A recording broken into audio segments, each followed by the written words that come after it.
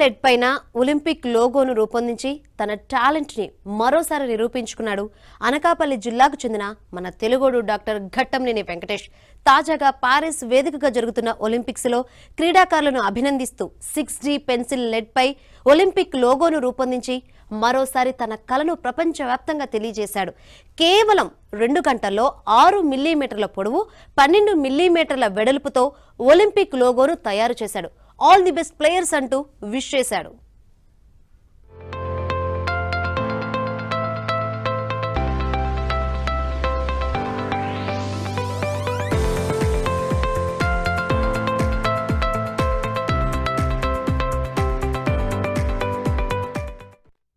World cup, soccer football world cup, నౌకాదళ దినోత్సవం తదితర ప్రాముఖ్యమైన ఈవెంట్స్ కు పెన్సిల్ లెడ్ పైన తనదైన శైలిలో అద్భుతంగా తీర్చిదిద్దడంలో డాక్టర్ ఘట్టంనేని వెంకటేష్ ఎప్పుడూ ముందే ఉంటాడు.